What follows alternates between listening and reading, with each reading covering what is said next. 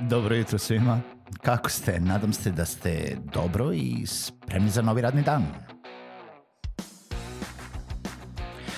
Pozdrav svima i dobrodošli na podcast Male pobede, stari novi podcast koji je tu da bi vam kroz pitanje i savete dao motivaciju, pokrenuo vas u pozitivnom smeru i pomogao da ovaj dan počne bolje, jače i možda čak i zabavnije.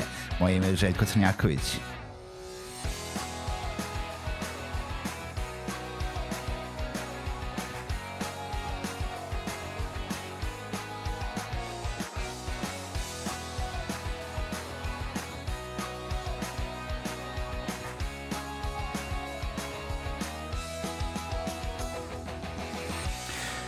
Pozdrav svima, dobro jutro i dobrodošli u novu epizodu podcasta Male pobede. Nadam se da slušate ovo kada je predviđeno da se sluša rano ujutru, kada idete na posao ili tek kada stignete na posao ili kada počinjete da radite posao od kuće, da vam dan nekako bolje počne, da vam bolje prođe i da vam možda malo razmrdam vijuge i razmišljanja u tom nekom preduzetničkom smislu. Svakako, nebitno da li slušate ujutru, podne ili uveče, hvala vam što slušate.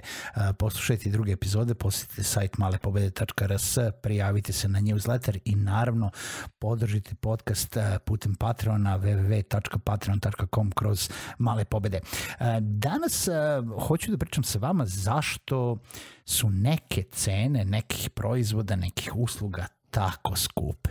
Sigurno ste bili u prilici da sami sebi prokomentarišete ili nekome drugome da je nešto preterano skupo, da kako ta osoba ili ta prodavnica ili taj brand se usuđuje da nešto tako naplati skupo ili ko to kupuje kad je tako skupo ili u neku ruku da vas iznenadi cena neke usluge ili nekog proizvoda. I sad to je nebitno da li je to neki fizički proizvod, da li je to neki možda luksuzni sat, da li je to neki automobil, da li je to nešto što inače vi koristite, našli ste negde mnogo povoljnije, a ovde gde ste sada videli cena je znatno višlja.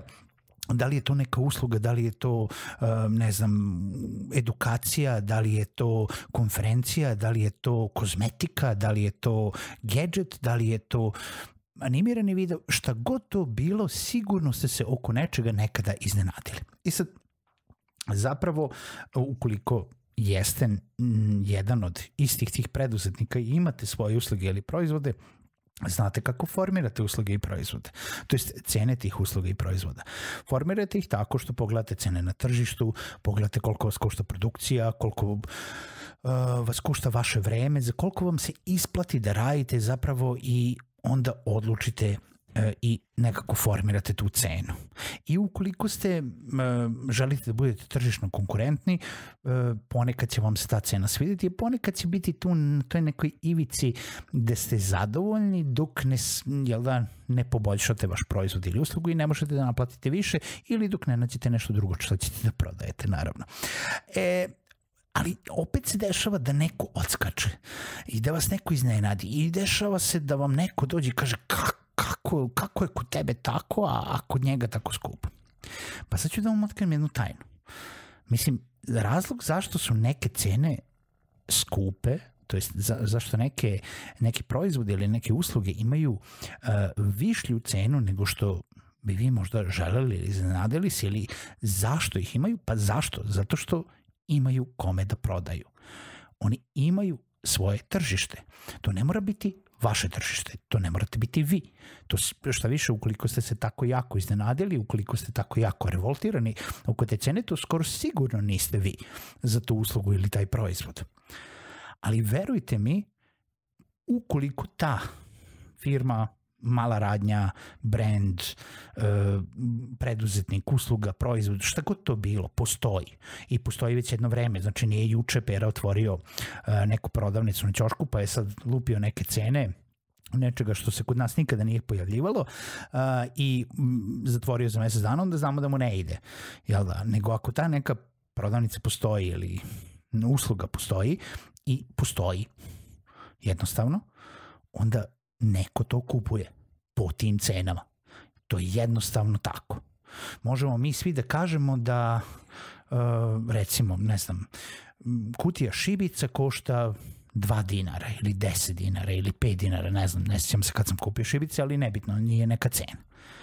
Ali ako ja imam tu kutiju šibice i ja nađem načina da ja imam svoju ciljnu publiku kome ću tu istu kutiju šibica prodati za 500 dinara, 1000 dinara i ja znam da ću je prodati, pa žao mi je da vas razočaram, ali ta kutija šibica tog nekog mog klijenta će koštati 500 ili 1000 dinara. Naravno, ukoliko je on voljan da plati, ali ja to mogu da testiram na tržištu i ja sad ako ja konstantno mogu da nađem te ljude kojima ću ja prodati tu kutiju šibica za 500 ili za 1000 dinara, jer oni ne znaju da inače to košta 2 dinara, 5 dinara ili 10 dinara, onda sam ja našao moje tržište. E sad, pitanje je, jel da u tim nekim varijantama koliko vi to možete da jel da sakrivate tu neku cenu koja je standardizovana na tržištu, a naravno i pitanje je kakav ste prodavac. Da li ste vi upakovali vašu kutiju šibica da je to najbolja kutija šibica od najkvalitetnijih materijala izrađena sa dugogorećom glavom koja traje 10 puta duže nego redovna šibica. To je luksuzna kutija šibica koju skupuju samo oni koji znaju da cene pravu vrednost šibice ili vatre koju šibica pruža. I sad, ako to tako upakujete, iako možete to da prodate nekome, mislim, vi ste na konju, ako ćemo tako. I nema šta ko da se ljuti zašto kod vas kutija šibica košta toliko. Pa zato što je to najbolja kutija šibica. Isto tako, znači, daću vam 2 primjera. Jedan primjer je, moj kolega je pitao jednom, radimo, jel da, usluge snimanja videa, opremu smo već kupili, imamo, znači usluga jeste habanje opreme i naše vreme i naše znanje i sad to košta određenu sumu para. I zašto se uvek nađe neki mali komšija, i sad to se dešava i u programiranju i u dizajniranju i u bilo kojim drugim uslugama, pogotovo u informatičkim uslugama, koji će to da uradi za procenat tržišne cene. Neće onda bude jeftiniji zato što ih ima, ne znam, 500 jeftinijih, a mi smo eto među skupljima. Ne, mi smo u standardu ili čak i nekom jel da, prosečno srednjem rangu tržišnih cena, a on će to da uradi za 50 evra, za 100 evra. I znate kako to onda obično kažu, pa ako si našao nekog malog komšiju koji će to da uradi za 50 ili 100 evra, eto ti ga, pa kad ne budeš bio zadovoljan, onda ćeš da dođeš kod nekoga. Ali nekako ljudi, mislim, naravno prolaze tako da nisu zadovoljni, ali nekada su i zadovoljni. I zašto je taj mali komšija to uradio za 50 evra? Pa zato što je taj mali komšija zato što on nema, možda ne može da nađe nikakav drugi posao. Možda njemu tih 50 eura mnogo znači jer inače ne može da uđe na tržište pored većih igrača.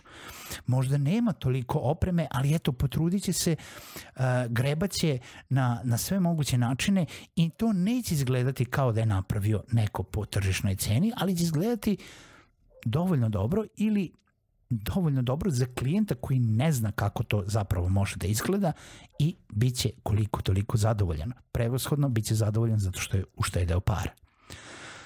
I uvijek će postojati neki mali komšija koji će to da uradi za 50 evra.